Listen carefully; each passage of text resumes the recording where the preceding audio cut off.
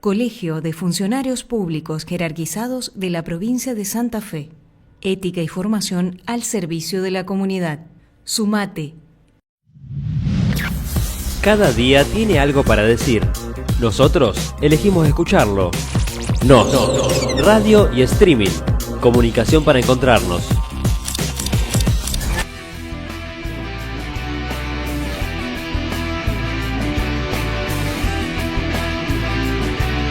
Hola gente, ¿cómo les va? Esto es Segunda Mirada.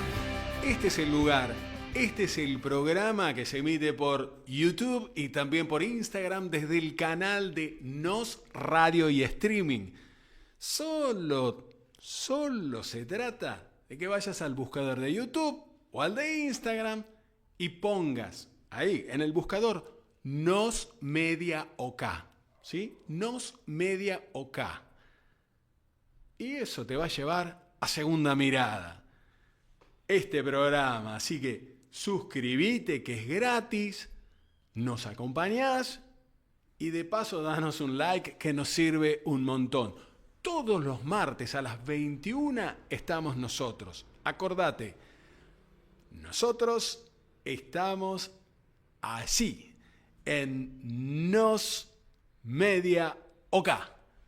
Nos Media OK. De paso, te recuerdo, mi nombre es Pilo Monzón, soy periodista, licenciado en comunicación social, investigador periodístico, docente universitario, docente en el nivel terciario, docente en escuelas medias. También soy egresado de la Escuela de Psicología Social Enrique Pichón Rivière. Y hasta acá llego con la presentación del programa que tiene una impronta, un impulso familiar, porque Mónica Monzón está en la agenda, porque Liliana Monzón está en la producción periodística, porque Gisela Copoleta está en la postproducción, con Eros y Trini Sauco en los controles. Estamos haciendo Segunda Mirada todos los martes a las 21 horas por YouTube y por Instagram. Acordate, solo se trata que vayas al buscador de o YouTube o Instagram y ahí pongas Nos Media OK. Y eso te lleva a Segunda Mirada. Bienvenidos, bienvenidas. Esto es Segunda Mirada.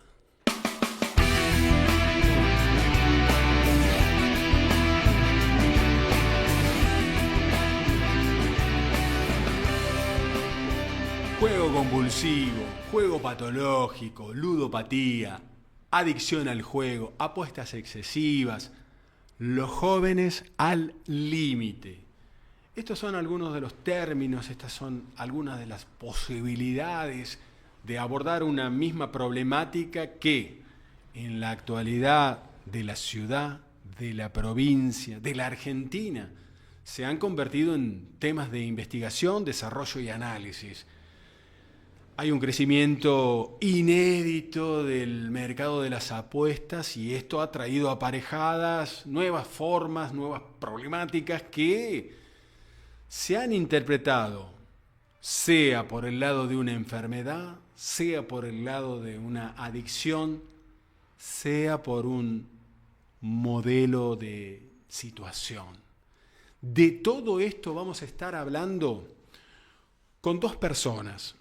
Uno es el doctor Astor Boroto, ¿sí? Ex becario del CONICET, hoy doctor en estudios sociales, y también con el psicólogo Gonzalo Juez, que nos va a estar contando, vamos a estar charlando con él sobre cuáles son los estragos que está causando el mundo de apuestas online en la pivada de la provincia de Santa Fe, del país, y por qué no, de gran parte del mundo. Acá estamos. Bienvenidos a Segunda Mirada. Estás en Nos, radio y streaming. Estamos haciendo Segunda Mirada y en este caso tenemos al doctor Astor Boroto, licenciado en Sociología de la Universidad Nacional del Litoral, fue becario doctoral del CONICET, es doctor en Estudios Sociales por la Facultad de Humanidades y Ciencias Sociales del Litoral y además una persona a quien aprecio porque compartimos juntos horas de cátedra en la Escuela Reinaldo Cuyen de Laguna Paiva. Fuimos docentes allí y presentarlo ahora como becario doctoral del CONICET, como doctor en esta especialidad de estudios sociales, a este licenciado en Sociología de la Universidad Nacional del Litoral, que esta noche está con nosotros en Segunda Mirada para hablar de las apuestas online y los jóvenes. Hola Astor, ¿cómo estás? Buenas noches, ¿cómo va? Hola Piro, un gusto, buenas noches. Buenas noches. Para nosotros más, y en términos personales porque compartimos trayectorias en una escuela pública de Santa Fe. Y a la que le mandamos también un saludo grande a la 423 Reinaldo Cuyen de Laguna Paiva. Y bueno, vos hiciste una investigación, una tesis que abordó, entre otras cosas, escenarios que podrían vincularse con esta postal inicial que tiraba en el programa. Contanos, ¿qué te parece a vos? ¿Cómo estás viendo esto? Bueno, bien, como decías, mi investigación fue en torno a lo que es el mundo de las apuestas desde una perspectiva sociológica. Yo empecé a estudiar el tema desde mi licenciatura en el año 2017, donde hice una primera aproximación de investigación estudiando las trayectorias de personas que se volvían jugadores problemáticos. Y mi pregunta era, ¿qué tenía que pasar en su trayecto personal, en su experiencia, para que el juego se vuelva un problema en su vida? En un segundo momento, luego de algunas conclusiones en ese primer trabajo, algo que me llamó mucho la atención es que las personas por lo general, a pesar de estar en un ambiente donde se incrementaba la oferta de juego, no entendían necesariamente que esa oferta de juego tenga alguna responsabilidad en la aparición de un consumo problemático de juego. Entonces, en mi tesis doctoral, en un segundo momento, lo que, como bien decías, me propuse estudiar es qué significa jugar y qué significa que el juego sea un problema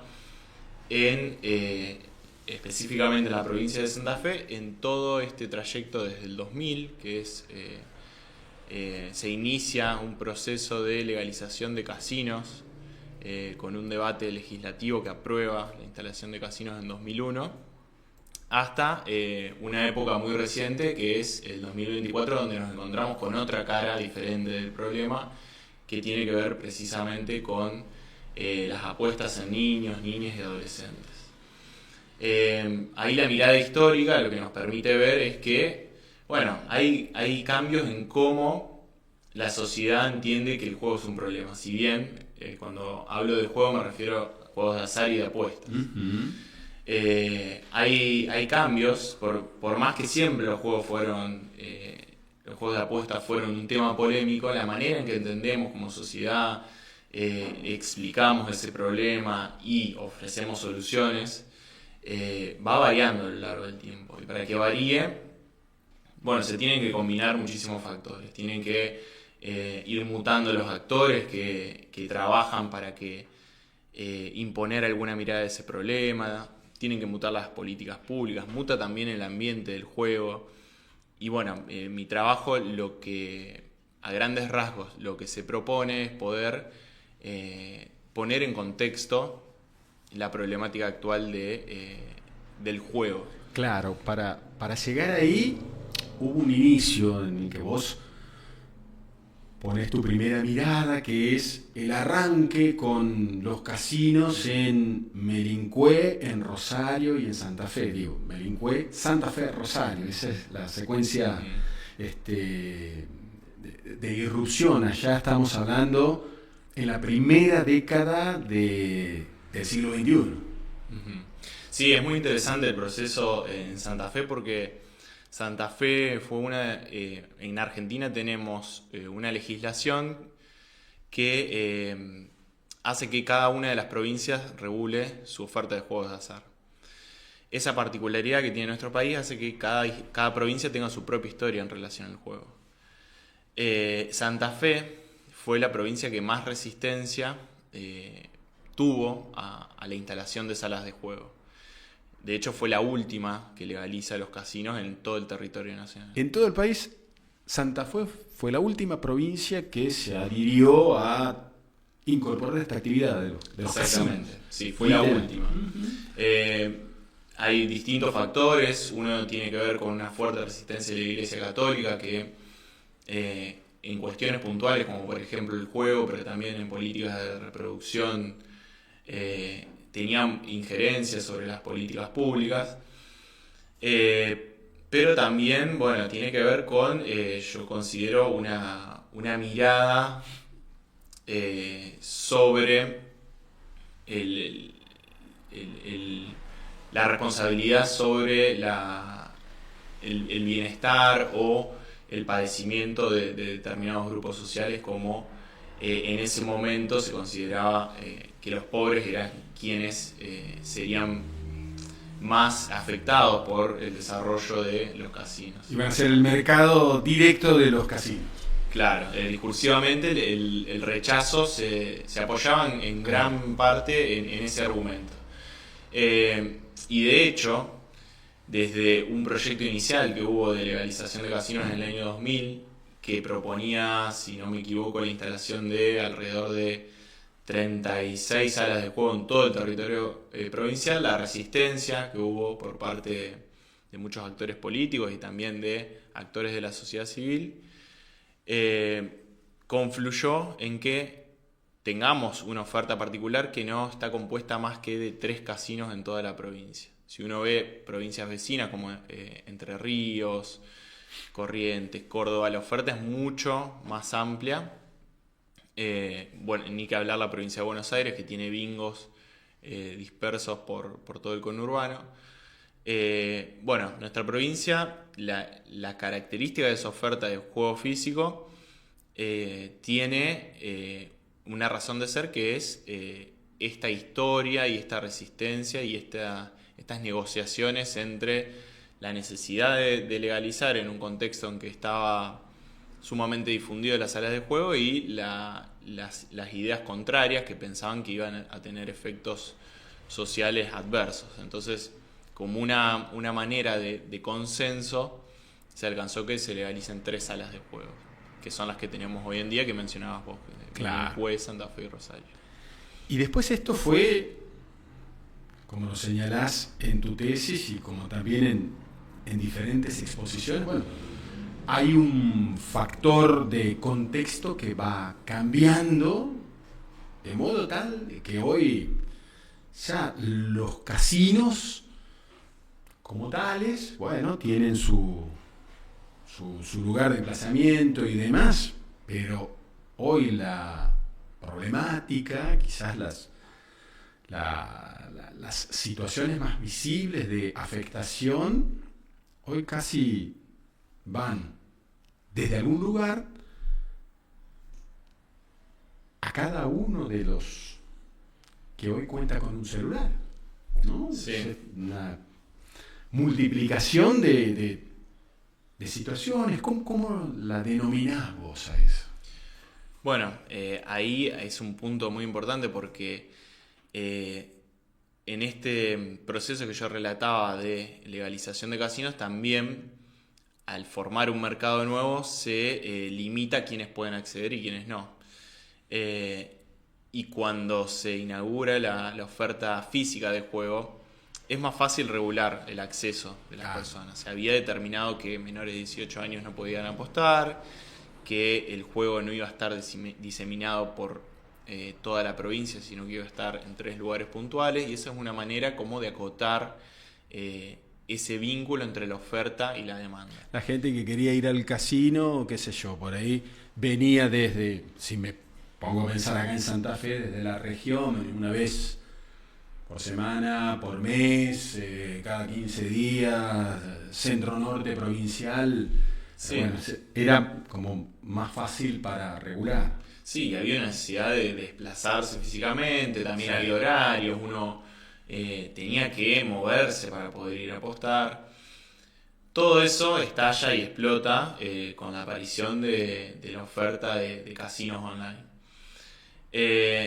Hay intentos de rematerializar esas fronteras a través de, solicitar determinados datos que permitan evitar el acceso a menores de 18 años, pero lo cierto es que esas barreras sociales que se ponía el acceso de determinados públicos al juego son mucho más difíciles de controlar. Y ese cambio tecnológico y técnico en la oferta, junto con otros, que tiene que ver con también la desmaterialización del dinero, el acceso al dinero a través de billeteras virtuales, va formando un combo que hace en parte que este problema afecte a otras poblaciones que se consideran vulnerables y que antes no tenían acceso a poder apostar.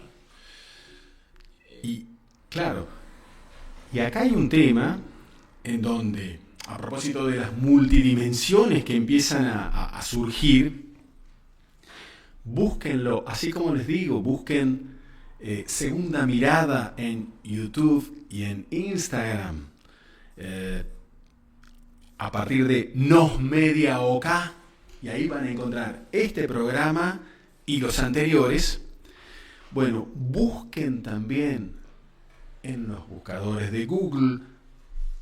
Hay una nota que refleja el testimonio del doctor Astor Boroto y también de una neurocientífica, de Tina González. Ambos trabajan, becarios del CONICET o ex becarios del CONICET, donde desarrollan otras cuestiones, porque también las neurociencias tienen para decir esto, porque estamos hablando de, si hacemos foco en apostadores online, hay como una hegemonía de chicos, o sea, de varones vinculados al fútbol, y que hay una cuestión incluso hasta de prevalencia de la dopamina como uno de los resortes que está presente también a la hora de ir fundamentando una adicción.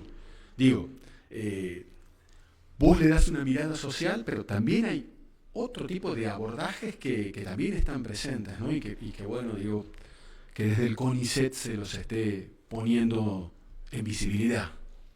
Hay una multiplicidad de dimensiones a la hora de abordar este problema. Algunas tienen que ver con ese circuito de recompensas que tiene que ver con la dopamina, también con las redes sociales, con el uso de los celulares y la cercanía que tenemos con casi sin corte con el uso de dispositivos móviles, y también de la parte que yo puedo aportar tiene que ver más con el lado social. Esto, cómo una sociedad pone en disponibilidad el acceso a las apuestas a públicos que antes no lo tenían, cómo hace para regular eso. También creo que es muy importante cuáles son las ideas que en un momento determinado son hegemónicas dentro de una sociedad. Vos recién mencionabas que es una problemática principalmente de varones, y cuando uno ve los estudios que hay sobre este tema, el juego aparece como una forma de sociabilidad entre varones y también una forma de validación frente a los otros, una forma de obtener prestigio frente a los pares. Entonces, también una forma de obtener dinero en un contexto donde nos ofrecen otras alternativas, sobre todo para este público. Aparecen las ideas de que para ser alguien y para valer hay que acceder a ciertos consumos. pero no aparecen los medios legítimos, podríamos decir, o medios distintos para poder acceder a esos consumos. Entonces ahí las apuestas hacen mella y ofrecen una respuesta sin moverte de tu casa, 100% disponible, y que incluso a veces se fomenta la idea de que depende también del conocimiento en deportes y de la constancia en la apuesta para poder obtener una ganancia. Lo vemos incluso de hecho en publicidades. Y ahí hay un tema que vos acabás de sumar, que también me parece interesante por lo disruptivo. Digo, muchas veces se ve en abordajes de naturaleza periodística, pero también de naturaleza institucional, ¿por qué no? Hasta a veces de percepción médica, pedagógica, esto de que el chico adicto a los juegos es un ser, un individuo solitario que por la suya, casi como en una dimensión personal, opta, no puede resolver, tiene un intento de resolución fallida respecto de lo que le dispara el mundo del juego, y bueno, desde ahí se hace o profundiza su adicción. Vos estás diciendo que que hay un contorno social, porque ese pibe o esa piba aprende, lo aprendió de alguien, lo comenta con alguien, lo valida con sus pares. Digo, hay una dimensión social a todo esto, ¿no? Sí, por supuesto, tal cual.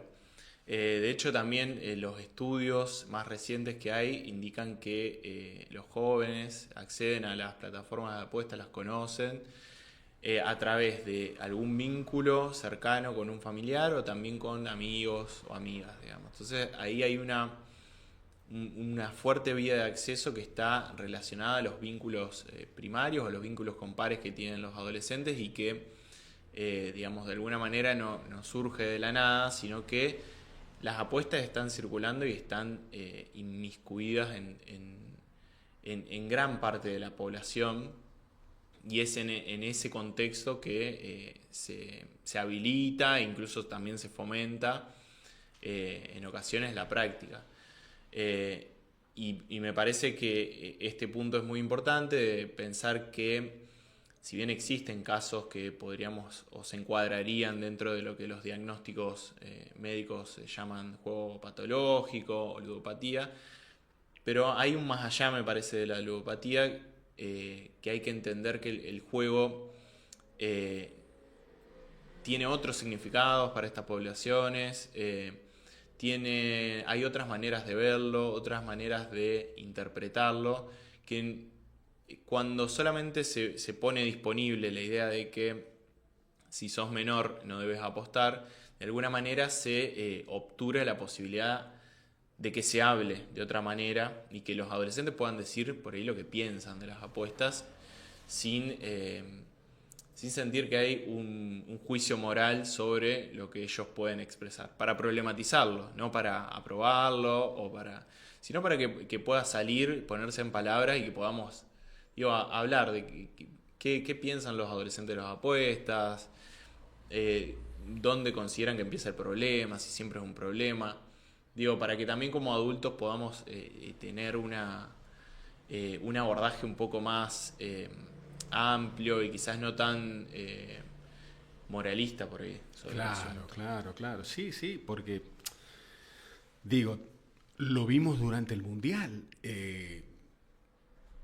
El Dibu Martínez, o de hecho las camisetas más importantes o de los clubes más importantes de Argentina, tienen las casas de apuestas, y hay que ver, invitarte a participar, y si a eso lo ve un chico de 12, 14 años y se siente convidado, y eso por ahí no hay instancias para que él cuente eso, y bueno, y eventualmente los efectos que produce, ¿no? Ese convite una mega figura mundial.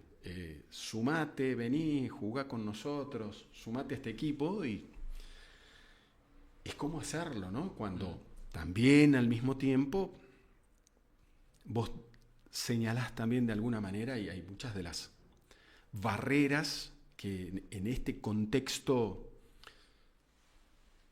han desaparecido, digamos, al menos de supervisión, al menos de control de estas actividades.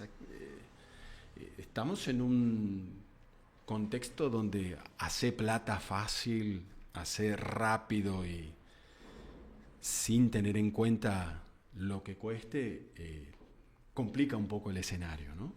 Sí, totalmente. O sea, uno también tiene que pensar en que cuáles son las alternativas que tienen por ahí los adolescentes a obtener, por ejemplo, algo que se ha vuelto tan importante hoy en día como es el dinero, o también el reconocimiento social por otras vías.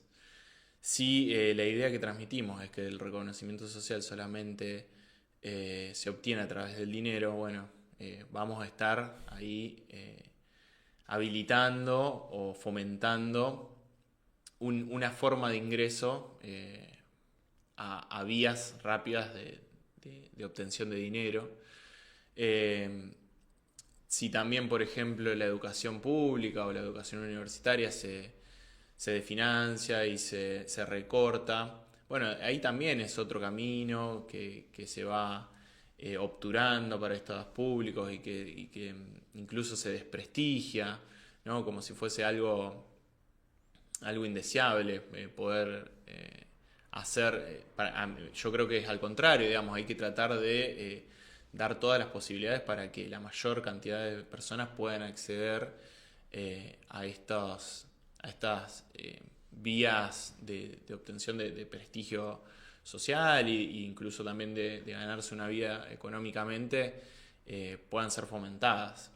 Lamentablemente estamos como en el camino contrario, digamos, en la actualidad, pero yo creo que vale la pena problematizarlo, también poder preguntar a los adolescentes qué piensan, poder habilitar la pregunta y la palabra sin necesariamente estar objetándola o criticándola. Claro, hay desde actores políticos gravitantes, estoy hablando desde la presidencia de la nación, por ejemplo, esta idea de obturar el proceso de conocimiento, porque si estamos despreciando al conocimiento científico, a experiencias valiosísimas que han costado décadas y que están construyendo futuro, si nosotros desde un sector de la clase política apuntamos a dinamitar eso, claro, como ¿qué otra cosa se puede esperar? Digo, algo como lo que te preguntás vos también, apostar es jugar, digamos, ¿se puede hablar de juego a la hora de apostar? Y sobre todo, bueno, en estos lugares en donde la educación y la educación pública es un bastión central para escucharlos, para escuchar otras perspectivas que pueden estar desde otro lugar al que nosotros lo leemos y que pueden ser válidos también, pero es un momento complejo, ¿no? Sí, la educación pública, el espacio público, las políticas de seguridad, son cuestiones que por ahí uno las piensa desvinculadas a este tipo de problemática, pero también habilitan a ofrecer otras opciones a jóvenes y adolescentes. Digo, ¿dónde más se pueden encontrar? Se pueden encontrar en lugares que no estén mediados por el dinero. Los niños pueden compartir el espacio público, o las familias se sienten inseguras y prefieren que estén en su casa, bueno, quizás con dispositivos, no puedan encontrarse con otros porque no hay espacios disponibles. Bueno, también ahí hay una arista para abordar y que no es menor porque más allá de este problema de consumo problemático, hay una crisis generalizada de salud mental en toda la población, pero que sufren más los adolescentes, por ejemplo. Últimamente se están conociendo que las tasas de suicidio entre adolescentes están en niveles históricos, y eso tiene que ver también con no ver un futuro.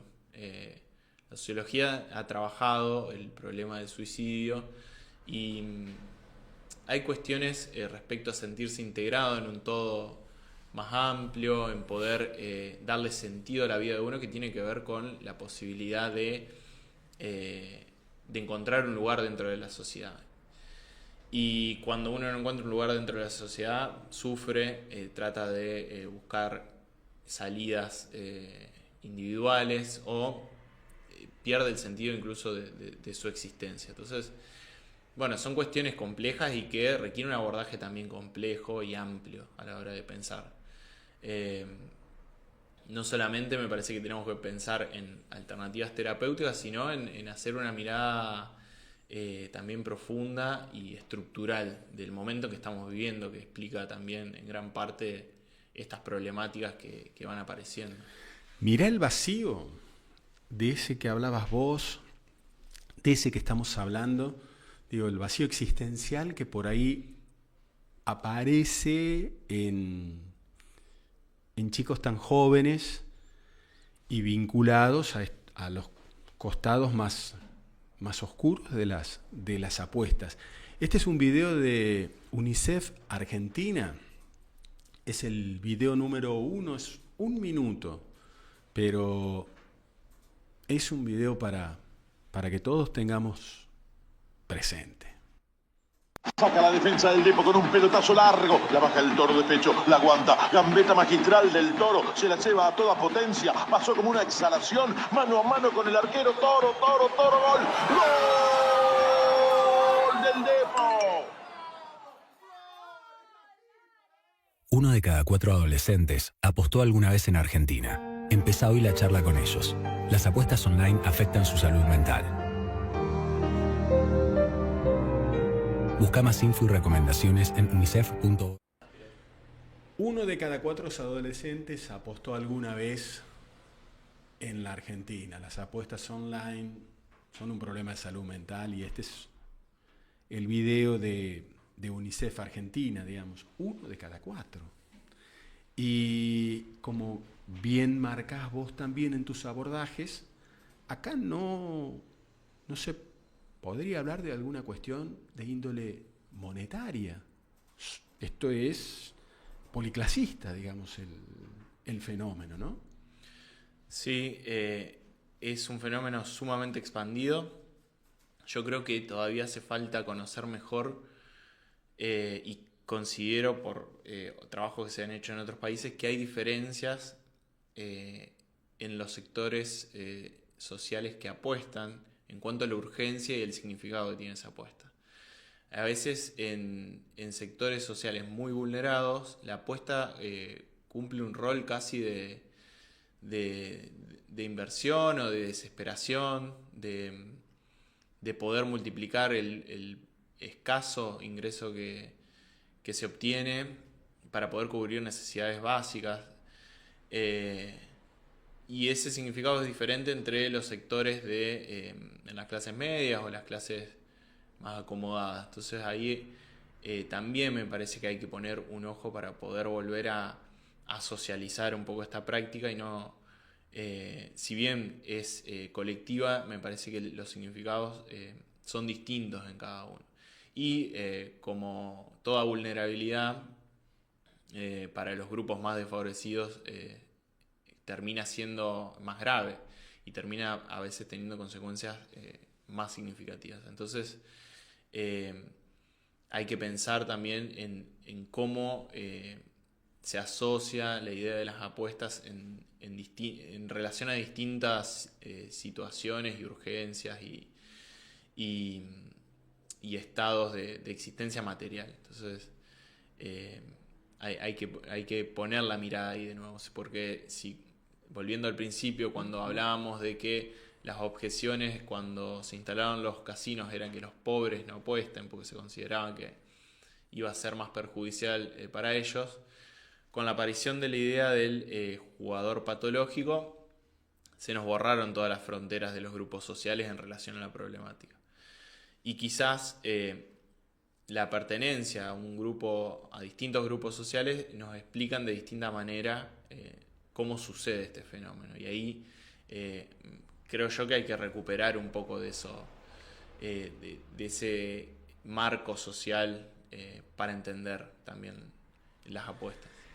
Y este tema que traes vos también se vincula con otro planteo que hiciste y que me parece fundamental. Digo, esto de una mirada dialéctica o la posibilidad de hacer una mirada pichoniana, digamos, a lo Pichon Rivière, digo, porque acá nos centralizamos, y lo vale, en los efectos.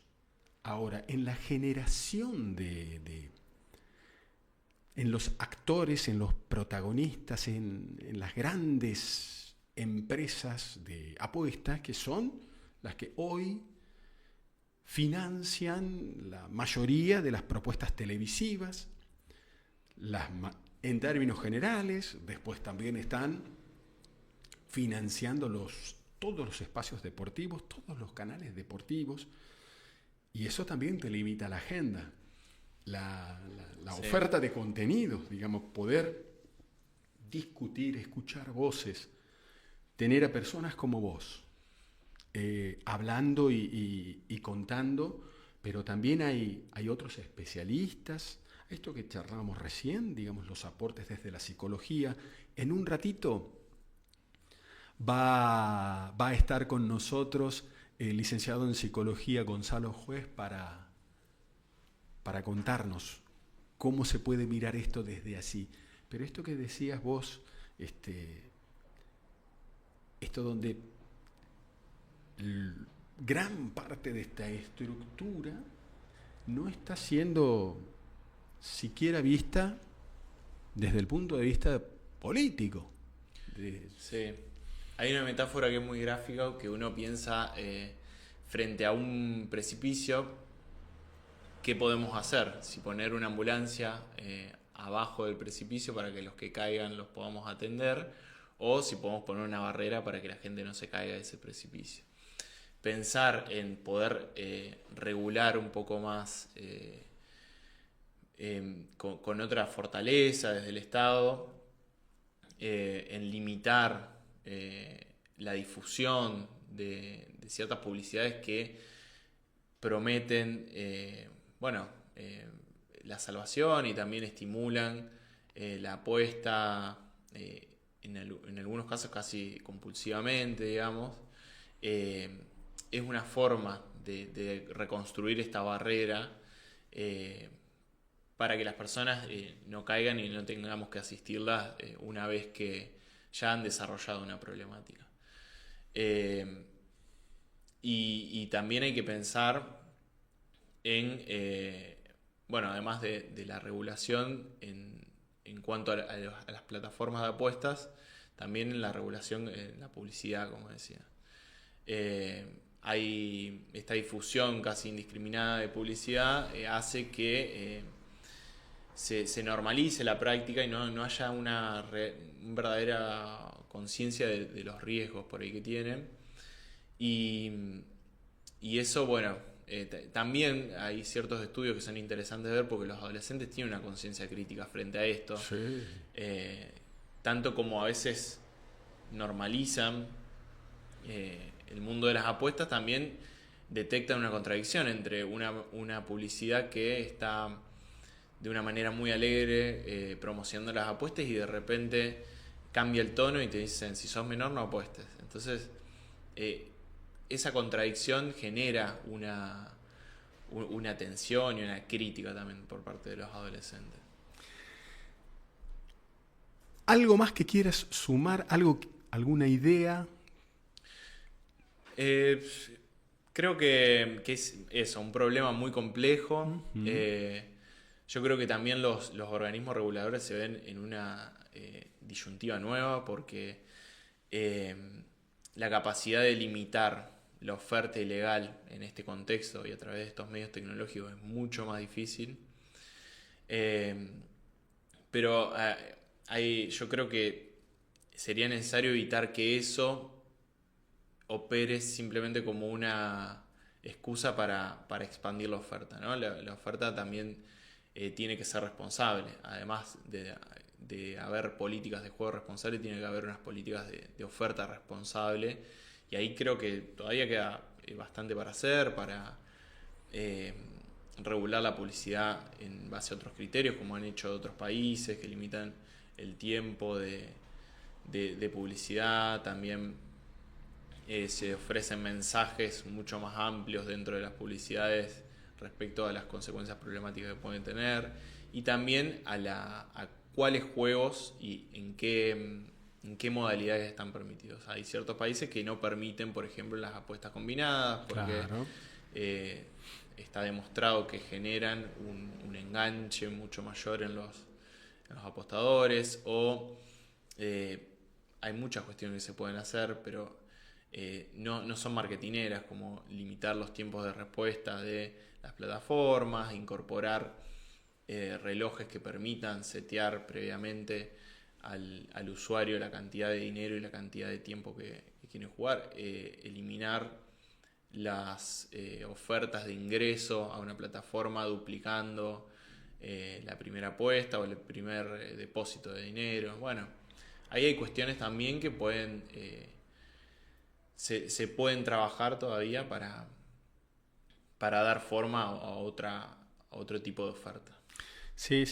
E inclusive en muchos casos hay algunas evidencias y otros lo hacen de manera sutil, pero no me cabe duda que deben financiar algunas opciones políticas también, que eso de alguna manera también tendría que regularse a la hora de quienes acompañan a determinados candidatos. Digamos que esto sea de público conocimiento eventualmente, porque la falta de legislación muchas veces responde en muchos casos con estos criterios, con estos intereses.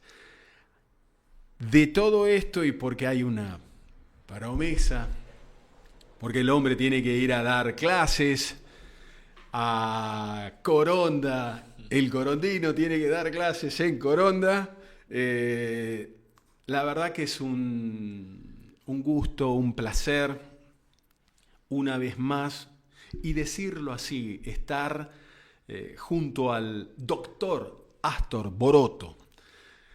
Es licenciado en Sociología de la Universidad Nacional del Litoral. Fue becario doctoral del CONICET. Y reitero, porque bien vale la pena señalarlo una vez más, es doctor en Estudios Sociales por la Facultad de Humanidades y Ciencias Sociales del Litoral. ¿Sí? Estuvo aquí contándonos su mirada. ¿Cómo entiende? ¿Cuál es el lugar que tiene en la vida cotidiana de los jóvenes, pero de la sociedad completa, esta incidencia de las apuestas online? No va a ser la primera ni la única vez que lo vamos a tener en esta mesa. Y desde ya, Astor, muchísimas gracias por venir. No, bueno, gracias, Pilo, por la invitación y un gusto hablar con vos. En Segunda Mirada pasó el doctor Astor Boroto. Las mejores conversaciones todavía no terminaron. El momento en el que ya seguro la necesidad, que te querés apostar todo el día, porque te estás aburrido todo el día, tenés ganas de seguir apostando y empiezas a pedir plata, empiezas a mentir para conseguir plata y poder apostar, que es plata que después te dura 2 segundos y vas a buscar más plata y ya terminas en un bucle de pedir o buscar de dónde sacar, y en vez de pagarle a tu amigo que le pediste, pedir más plata e intentar recuperar para pagarle, y es un ciclo así más o menos. No solamente le pidas a tu viejo. Claro, a todos. Yo empecé apostando con 14 años, con mis amigos en llamada de Discord, Y después normalmente o en clase o volviendo del colegio. Yo todos los días apostaba, entonces me dormía a las 9 de la mañana, 10 de la mañana, estaba toda la noche apostando. Lo iba a desayunar, la gente pensaba que se me despertaba, pero después me iba al cuarto y me dormía y me despertaba a las 11 de la noche. Entonces ya perdía noción del tiempo.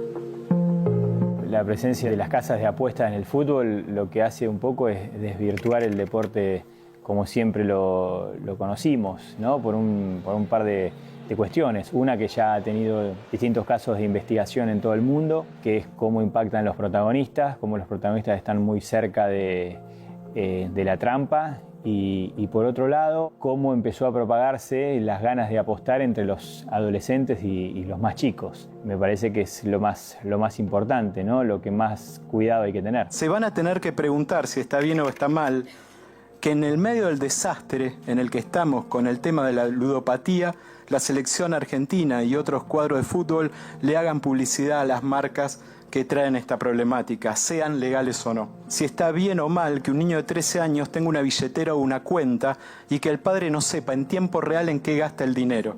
Muchísimas veces los estudiantes que están bajo esto no saben qué es exactamente la ciberludopatía. Están bajo eso, pero no lo saben.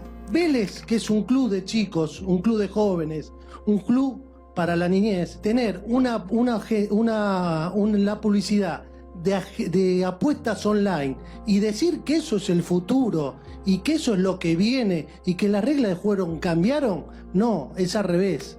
Eso es lo que hay que dejar. Mi padrastro me pide ayuda, me dice, escucha Max, tengo que programar esto, tengo esta cierta cantidad de cripto en Binance, quiero pasar una hard wallet, ¿me ayudás? Yo ya tenía conocimiento más o menos, te digo, sí, yo te ayudo. Se compra una Ledger, yo la programo todo. Él me dice qué contraseña poner, con toda la confianza, me da todos los datos. Yo guardo todo, almaceno todo, se lo doy todo a él. Y cuando viajamos, después de vacaciones, este verano a Uruguay, yo no recuerdo bien, pero accidentalmente encuentro la hard wallet. Y yo siempre usaba la computadora de mi padrastro, no sé, para Netflix, YouTube, cosas así. Y agarro y digo, bueno, qué sé yo, saco $20, no pasa nada, y apuesto un toque en llamada con mis amigos. Entonces yo agarré 20. Estoy apostando, total, 20 era un número insignificante en esa hard wallet, digo, no se va a dar cuenta nunca. Entonces ya agarro, saco 20, 40, empiezo a tirar 400%, empiezo a sacar 4.000, hasta que pierdo un Bitcoin entero. Pierdo un Bitcoin entero, que más o menos eran, no sé, 35, 36 mil dólares en ese momento. Yo agarro y digo, bueno, yo agarraba la hard wallet y le volví a poner en su lugar. Agarro, saco un Bitcoin entero, lo pongo en Stake, que es una plataforma de cripto, la más conocida. Stake nunca me pidió ningún dato. Pongo este Bitcoin y digo, con esto tengo que recuperar el Bitcoin que perdí. Si no, no puede pasar desapercibido. Y con este video y con lo que nos cuenta y con lo que nos dice, con lo que deja en evidencia el impacto de las apuestas online en la privada, digamos, y el futuro, ¿no? Cuán difícil, cuán complicado es en un contexto donde el mandato de consumo, de éxito, de dinero rápido, y los pibes también tienen esto de buscar el reconocimiento de sus pares a propósito de cómo le van las apuestas, de reconocimiento, de compartir lazos vinculares, ¿sí? En medio de todo ese proceso hay también un universo que causa estragos en muchos de ellos. Y por eso estamos en diálogo esta noche con Gonzalo Juez. Es psicólogo, tiene mucha experiencia, tiene, un caudal de aprendizajes donde esperamos que, algunas respuestas, algunas preguntas pueda despejarnos también sobre lo que acabamos de ver. Esto que arranca con un pibe contando cómo se inició en el mundo de las apuestas online. ¿Qué tal, Gonzalo? ¿Cómo estás? Hola, ¿qué tal? Bueno, primero agradecido por la invitación para charlar sobre un tema tan importante como el que estabas mencionando, que es la ludopatía y la ludopatía digital principalmente. Sí, ¿no? Qué qué fenómeno, porque tiene tantas aristas y también un contexto que parecería favorecer estas cuestiones. Que por lo menos no contribuye como mínimo el contexto, y bueno, en una instancia más profunda de análisis empezamos a ver que las variables sobre las cuales estamos asentados hoy como sociedad están facilitando el desarrollo de esta problemática por una serie de condiciones particulares. Vos hablabas de los mandatos de éxito, la necesidad de tener resultados inmediatos, la búsqueda de una determinada imagen que va adquiriendo principalmente nuestros adolescentes, y que en esa necesidad de sentirse parte de una suerte de comunidad que se va formando sostenida sobre estos valores, muchas veces termina cayendo en conductas o comportamientos que terminan siendo nocivos para su salud y para la de su entorno. Claro, y ahí lo conversábamos hace minutos con el doctor Astor Boroto, con quien también has trabajado, has compartido espacios. Es una situación, es un lugar para el análisis que comprende, qué sé yo, desde las neurociencias, porque ya sabemos que hay avances en el estudio de componentes de la dopamina, al hablar de jóvenes, varones, que de alguna manera van impactando en la subjetividad. Y también hay otras cuestiones que tienen que ver, ¿no?, con un contexto que también influye a que se desencadenen escenarios complicados para los chicos, ¿no? Sin duda.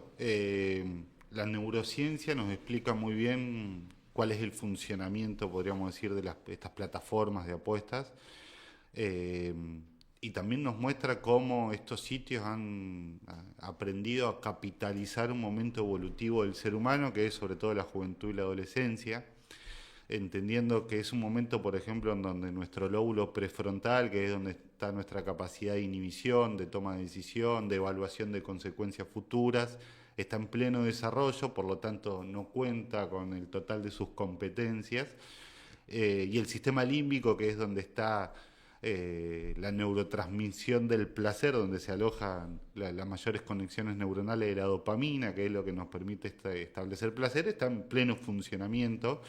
Por ende han entendido que ahí había un vacío o una oportunidad, y bueno, la están explotando de una manera, la verdad que llamativa, porque han desarrollado mecanismos para instrumentar determinadas estrategias que estimulen este área de la experiencia del placer, aprovechándose de las dificultades que todavía existen para medir consecuencias, para evaluar los riesgos a futuro que significan determinados comportamientos, y generan una plataforma de la cual promueve de una manera muy, muy intensa la probabilidad de que exista un comportamiento dependiente a ese mecanismo.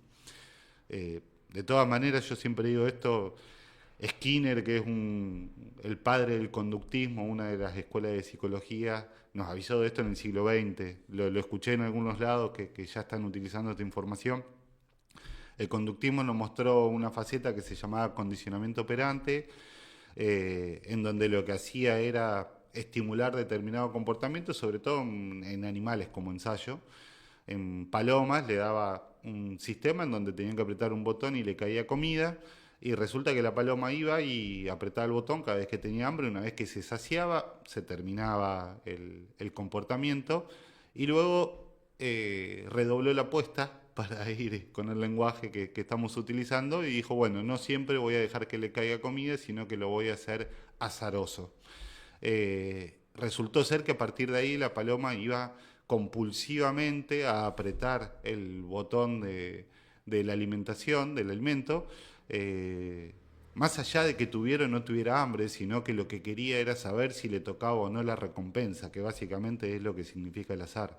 Y esto lo han explotado de una manera muy intensiva, esta plataforma, utilizando el azar como un mecanismo de enganche para que la persona genere esta experiencia de adrenalina, de incertidumbre antes de saber si le toca o no la ganancia, sumando otras herramientas como el near winning, que es, bueno, casi gano, ¿viste? Estuvo cerca, me tocó el número de al lado, faltó poco, lo cual retroalimenta el comportamiento del juego de una manera principalmente compulsiva, que es cuando se empieza a tornar problemático. Claro, claro. O las falsas recompensas, donde hay algunas de estas casas de apuestas virtuales que te regalan 25.000, 30.000 pesos, pero no lo podés sacar. Exacto. Sino hasta tanto las gastes o las uses apostando y claro, de alguna manera es un estímulo, un cebo, porque después los chicos y los adultos también siguen apostando y así se endeudan y por allí, mira, hablando de cuestiones de la escuela, en algunas de las escuelas en las que trabajo escuché, no pasa nada, profe, total, desinstalamos la aplicación. Pero resulta que después otro alumno me dice, no, profe, desinstalando no. Ellos mismos ya sabían, digamos, que desinstalando no se soluciona ningún problema, sino que llegan las cédulas, hay formas de cobro, de instancias de bloqueo. Y la verdad que uno piensa en la pibada, pero el contexto que nos envuelve actualmente es difícil, ¿eh? Sí, sin duda. Como hablábamos hoy, bueno, la sociedad nos presenta una serie de condiciones que obstaculizan un desarrollo como lo conocíamos hasta el momento, progresivo, respetando etapas, sino que hay una búsqueda permanente de tratar de saltearse esas etapas, de lograr determinadas metas y objetivos sin hacer los procesos que corresponden. Y el juego básicamente entra dentro de esa lógica en donde uno puede llegar a ganar sin tener el mérito, podríamos decir, de haber hecho los pasos que se necesitaba para lograr determinados objetivos. Por lo tanto, va muy de la mano con la serie de valores, con el conjunto de esquemas que hoy nos presenta la sociedad, que aparte la virtualidad ha permitido de alguna forma llegar a todos los rincones y estas lógicas ir instalándolas de forma progresiva, capitalizando esto, el recurso de que se sabe que hoy el adolescente es algo que consume de manera permanente, la virtualidad básicamente, y entendiendo que ahí existía un nicho que se podía llegar a explotar, principalmente con fines comerciales en última instancia, pero que fueron desarrollando todas estas herramientas y estrategias para, como decía hoy, capitalizar estos recursos que estaban ahí a la orden del día. Claro. Y ahí tenés un tema, porque en un momento en donde lo económico es de alguna manera lo emergente y donde no hay posibilidades, por así, de conseguir o procurarse dinero, sobre todo estoy hablando en la pibada, sí. Por allí se busca en las apuestas y claro, desde el mundo adulto es todo un tema para mirarlo, porque por así el lugar de la condena in limine también es algo que surge, digo, es un tema donde muchas veces el mundo adulto no se está viendo esto de endiosar al dinero, no generar espacios, y en esto quizá también haya una responsabilidad de nuestras autoridades políticas, digamos, potenciar espacios que no estén mediados por el dinero. Digo, hay una multiplicidad de situaciones que se abren y que, bueno, ojalá también tengan lugar para el debate, ¿no? Como incluso esto. Sí, sin duda, hay que ponerlo en palabras a esto. es el primer paso fundamental. No podemos resolver un problema si no lo reconocemos, básicamente. Pero sí hay que empezar a profundizar un poco más y no quedarnos en esa superficie solo del dinero. El dinero es la puerta de entrada. Si creemos que el ludópata lo único que quiere es ganar dinero, estamos equivocados. En realidad eso fue el llamador, el cebador, como bien lo dijiste. Fue el anzuelo que logró captar determinada conducta, pero después se van dando una serie de transformaciones, de consecuencias producto de ese comportamiento, y empezamos a entender que en realidad esa conducta tiene un significado más profundo, que está detrás del telón. El juego, sobre todo virtual, yo digo, hoy en día es una droga de diseño, está elaborado estratégicamente para conseguir determinados resultados, pero el comportamiento del juego en realidad es una función que empieza a desarrollar el esquema identitario de un ser humano, en donde lo que tenemos que hacer es conocer cuál es esa función, ese síntoma que aparece, que es el juego, y ver por qué se instaló y por qué se sostuvo, más allá muchas veces incluso de las consecuencias que ya ha experimentado la persona, como bien lo plantea en el video. Y esa función muchas veces significa un ansiolítico frente a la ansiedad y la frustración que está viviendo un adolescente, un evasor emocional frente a las experiencias que está atravesando, una suerte de sentido de identificación frente al vacío existencial que está experimentando, y que en reiteradas ocasiones eso está configurado producto de un espacio que empieza a aparecer entre el niño, el adolescente y el adulto, en función de la vorágine de la vida cotidiana, en donde ahí sí concuerdo la importancia o cómo se endiosa el dinero, principalmente en donde los adultos intentamos cubrir necesidades y tratar de alcanzar determinados objetivos, pero básicamente eso es menos tiempo y también menos disposición subjetiva a la hora de vincularnos con nuestros adolescentes. Eso deja un espacio, deja un vacío, deja un lugar que antes tal vez ocupaba más el club o otras microredes por las cuales atravesaban nuestros adolescentes, y que hoy en ese vacío es donde encuentra su lugar este tipo de consumos, como puede ser el juego u otros que vienen apareciendo, donde hoy el problema ya no es solo el juego, es uno de los que más demuestra sus consecuencias, pero el celular en sí mismo termina siendo un mecanismo que viene a cumplir esta función. ¿Y cómo hacemos para hablar con un pibe, una piba, sin ser invasivos, pero al mismo tiempo tratando de, por un lado, ver cómo podemos ayudar, digo acá como padres o como figura referencial familiar, si, qué sé yo, sospechamos que puede ser que esté en algún tipo de consumo problemático? ¿Hay alguna manera? Sí, yo siempre digo lo mismo. Lo que primero que tenemos que hacer es despenalizar la situación.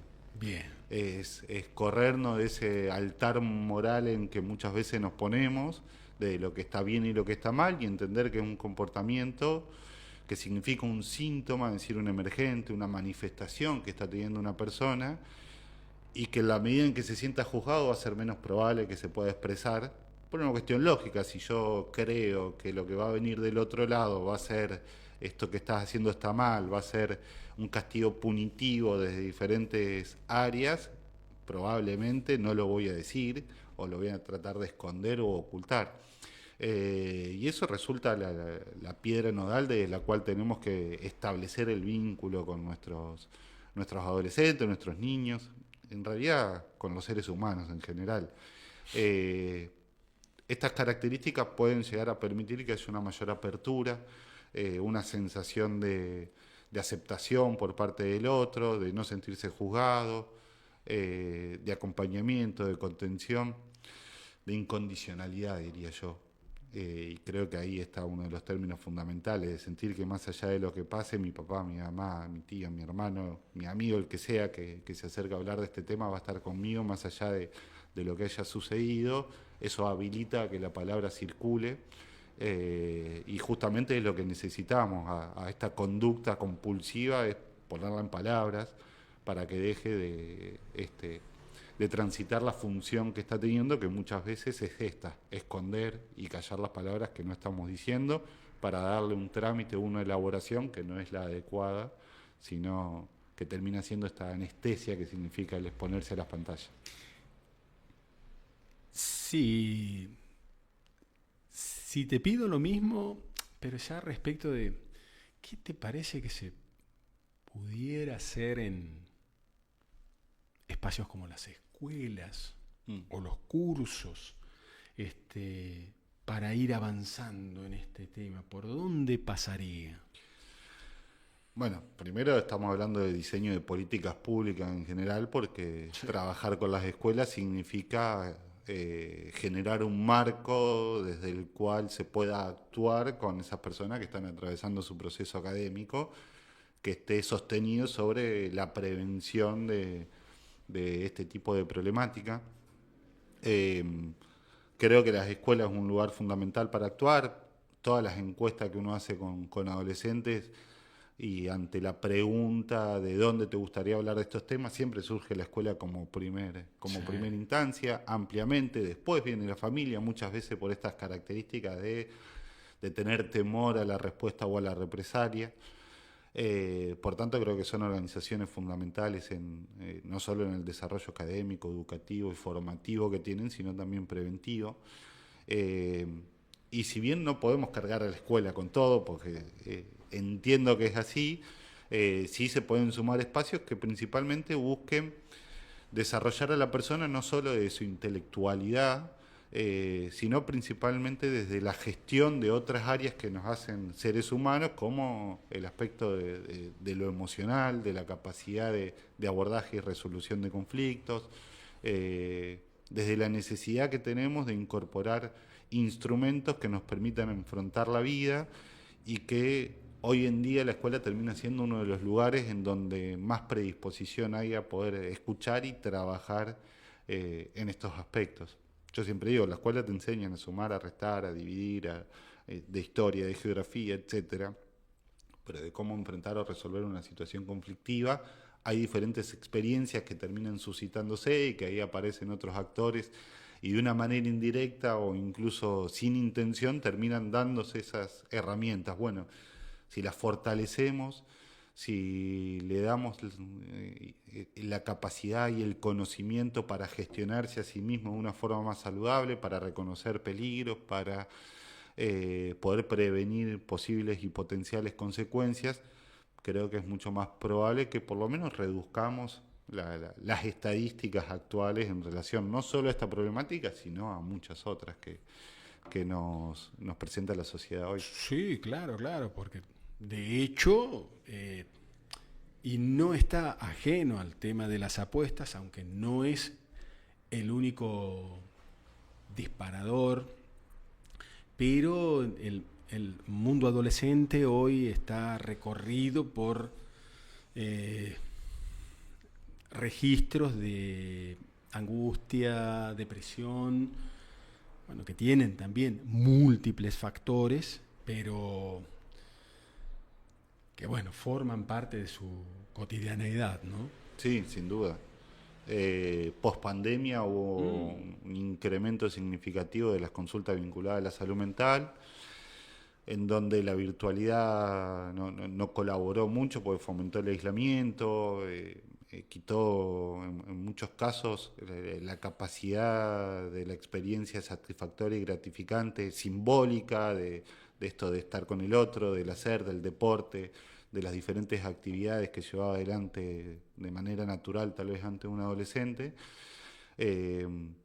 Y, como decía hoy, profundiza ciertos esquemas que promueven mayores probabilidades de experimentar diferentes tipos de trastornos en la salud mental, aumentos considerables de los niveles de ansiedad, dificultades para tolerar y resolver la frustración, lo cual conlleva a desestabilización anímica y falta de recursos para poder gestionar esa inestabilidad, como recién conversábamos. Muchas veces frente a eso aparecen recursos inmediatos que no son saludables, pero que terminan siendo lo que está más al alcance de la mano, como es un teléfono, una computadora, etcétera, y en el uso de estos dispositivos ahí se capitalizan estas características sobre todo de la crisis vital de la adolescencia, y aparecen este tipo de plataformas como antes eran las redes sociales y que hoy siguen siendo la verdad que un problema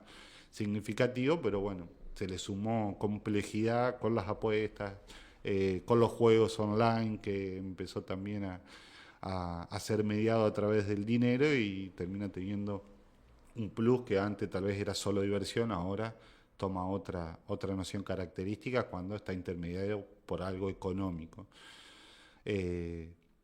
Sin dejar afuera la importancia que tiene el grado de identificación que va logrando un adolescente, sobre todo en estos esquemas, como puede ser un juego, como puede ser una apuesta, si gano, si pierdo, es decir, voy construyendo mi subjetividad y mi propia identidad en función de esos resultados, que para colmo están mediados por una estrategia comercial de quien desarrolló la aplicación, por lo cual esa construcción personal que hacemos es totalmente distorsionada producto de esta situación. Sí, claro. Y donde el mundo publicitario que va estableciendo una serie de criterios a la hora de la percepción,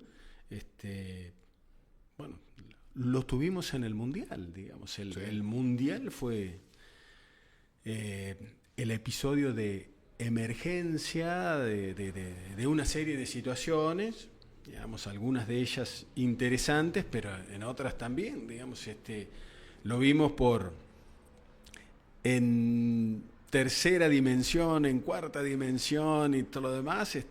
Vimos espectáculos futbolísticos fabulosos, pero también situaciones que uno no puede creer, digamos, o en todo caso las entiende en este contexto social, sí. ¿No?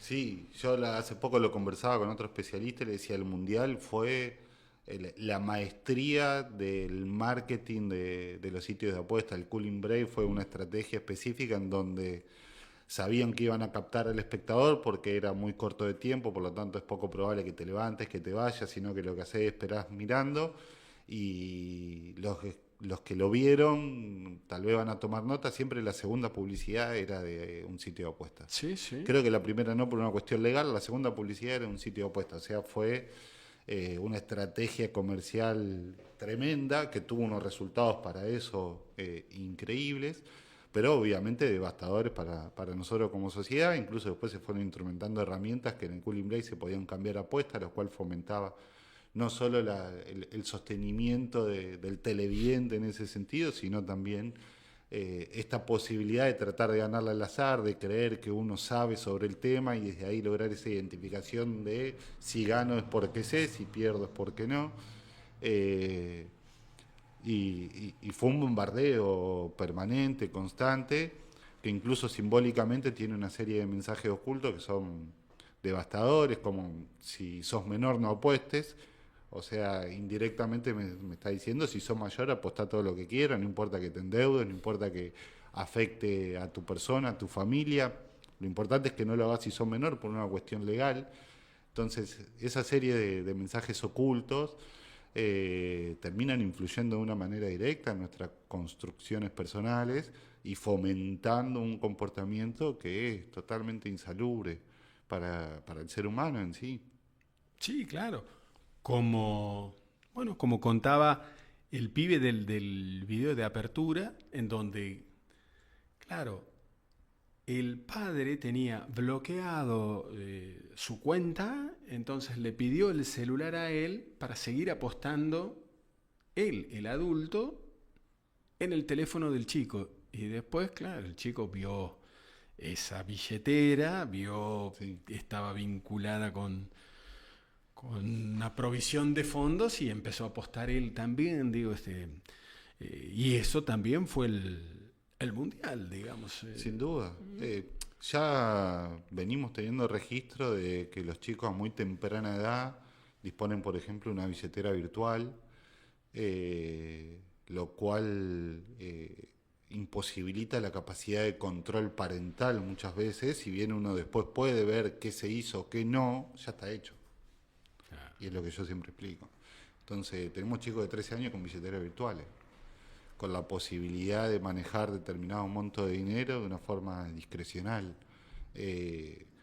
Y esa falta de control y de acompañamiento colabora con las probabilidades de que se pueda introducir en un mundo con esas características y claramente no contribuye con el acompañamiento que tenemos que hacer como adultos, ni hablar de cuando en la misma familia hay una potenciación de este escenario en donde un padre, una madre, un hermano está naturalizando la apuesta como si fuera una actividad más, y lógicamente ese mismo esquema se traduce para el niño que lo está viendo, que lo está observando, que lo está viviendo, y esa naturalización después se transforma en un comportamiento que forma parte de la vida cotidiana para estas personas, lo cual lo que naturalizamos básicamente no problematizamos y por ende pasa a ser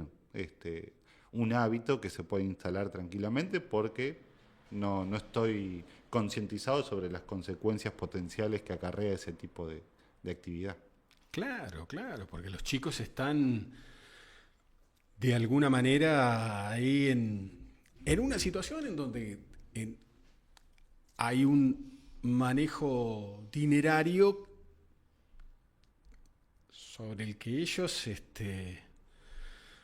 lamentablemente operan, y hoy tenemos a menores de edad en condición de deudores, sí, y donde también las aplicaciones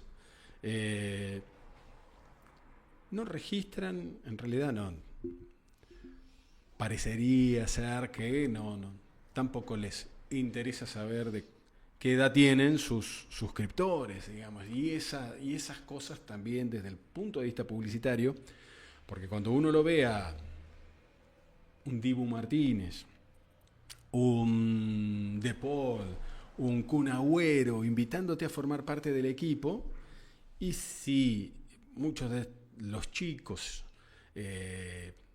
no encuentran barreras formales a la hora de sumarse a eso, al tema de las apuestas, o filtros familiares,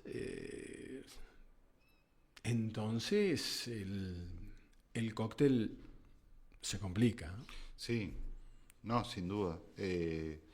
Son personajes de identificación, los deportistas, los streamers, y si ellos están promoviendo este tipo de comportamiento, realmente complejizan mucho la situación. Yo hace poco escuchaba un ejemplo y lo pensaba porque siempre doy esa misma analogía. En la Fórmula 1 en los años 80, 90, hoy a Ferrari era Marlboro. Hoy pensar en que alguien le haga publicidad al tabaco es prácticamente imposible. Creo que lo mismo va a suceder dentro de años con las apuestas. Hoy hay personas que se están exponiendo a hacer este tipo de publicidad, donde más adelante va a estar totalmente inhibido en la participación social. Es como pensar hoy que el Dibu Martínez haga una propaganda de un cigarrillo. No hay un marco en el cual lo veamos viable, porque hoy todavía no se es consciente de las consecuencias que va a traer todo este tipo de publicidad. Y claramente en ese sentido necesitamos contar con marcos regulatorios, no solo de lo formal, sino principalmente de lo informal. Acá una parte del problema es que el 80% de la apuesta es ilegal. Se hace por mecanismos más caseros, podríamos ir a través de WhatsApp, en plataformas que no están insertas en ese mercado legal que uno puede regular. Por lo tanto, creo que la variable es doble. Por un lado, tenemos que trabajar con esa serie de medidas de ciberseguridad que dificulten y prohíban el acceso de menores a este tipo de plataformas, pero sobre todo trabajar mucho en la prevención desde la instalación de vínculos saludables y del acompañamiento parental y familiar, desde el restablecimiento de estas microredes, los clubes, las organizaciones que son los lugares donde transitan nuestros adolescentes, producto de que esa ilegalidad hace que todo este control tenga una limitación muy significativa a la hora de poder tener un resultado exitoso. Puede funcionar para todo este marco legal, pero hay un 80% que te queda fuera de ese control. y que es el que necesita estos mecanismos de prevención inespecífica previos al momento en el que el chico llegó al deseo o al comportamiento de apostar, porque ahí, si lo legal lo impide, va a tener otras alternativas que las va a conocer a través de los compañeros de la escuela, del club, de los amigos del barrio.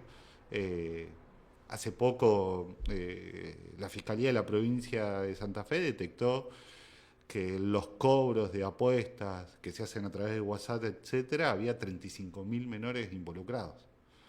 Personas que habían pagado, que habían transferido dinero, que estaban involucrados de alguna manera con una apuesta a través de estos cobradores de WhatsApp, que son los que básicamente te cargan crédito en estos sitios clandestinos y después te los cobran. Que bueno, es como una versión 2.0 del prestamista también en ese sentido. Y bueno, el número fue realmente llamativo. Una cantidad enorme de nuestros niños y adolescentes terminan involucrados en una situación que claramente supera aparte su capacidad de comprensión de dónde se están metiendo y en qué circuito están ingresando, básicamente. Gonzalo Juez es psicólogo. Gracias, Gonzalo, por haber participado. Por favor, un gusto. La verdad que un gusto, gracias por la invitación y sobre todo por poner este tema arriba de la mesa que necesita de este espacio y muchos más para que podamos seguir acompañando a nuestra comunidad, brindándole información y herramientas con el objeto de abordar temas que nos atraviesan como sociedad y que está dando muestra de la necesidad que tiene de poder empezar a buscar solución. Gonzalo Juez es licenciado en psicología, pasó por Segunda Mirada.